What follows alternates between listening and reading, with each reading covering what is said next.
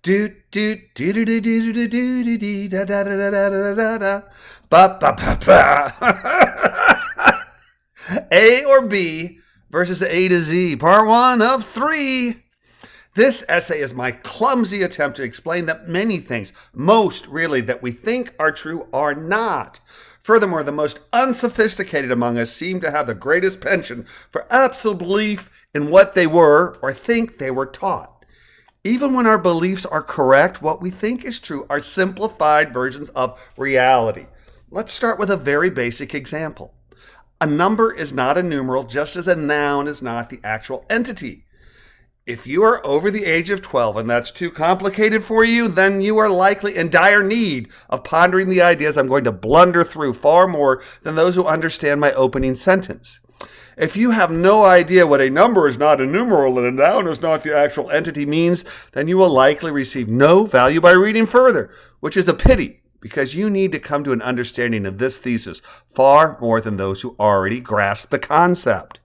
12 is a number. We can count 12 things, and when we reach a dozen, we have confirmed that we have 12 things. 12 is the numeral 12, as is 12. 12 is a Roman numeral, and 12 is a base 10 numeral that tells us we have 1 10 plus 2 ones, which equals 12, aka 12, aka 12. This is taught in elementary grammar school. If you didn't understand the concept whenever it was that you were roughly a decade old, and you still don't understand that a numeral is merely a representation of reality rather than reality, then please refer to my second sentence. When I was attending university to become an elementary school teacher back in 1989, Robert Fulgham's All I Really Need to Know I Learned in Kindergarten book of essays was published. Fulgham's book is not a treatise on scholastic content, but rather its essays highlight the importance of compassion, caring, and lifelong learning. For anyone whose takeaway from Fulgham's book was that knowing our primary colors, being able to count to 100, and recognizing and being able to print the alphabet is the extent of scholastic knowledge one needs in life, then I fear you have grossly misunderstood his kindergarten book. It is absolutely necessary to simplify, aka dumb things down in order to discuss and study them. Just as a physical structure needs a solid foundation upon which to build, so does knowledge. Got to start simple and build from there. The trouble is that far too many of us view that foundation from which we're supposed to build higher and better as both bedrock and destination rather than starting point.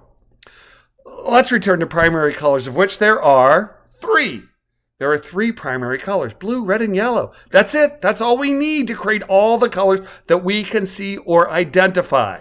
We use mixtures of blue, red, and yellow to create nature's Roy G. Biv. Red, orange, yellow, green, blue, indigo, and violet. The rainbow! 7 colors, 7 days in a week, but unless one is colorblind, we know there are more colors that can be created by mixing.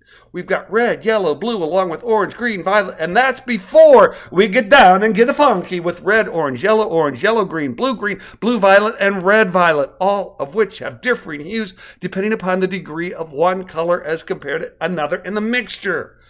We start simple and build from there, and it is an exceedingly rare individual who would scream, "No, there are only 3 colors!" while there are far too many who scream, "No, there are only 2 sexes!" or far, far worse, there are only 2 genders, as if sex and gender are interchangeable.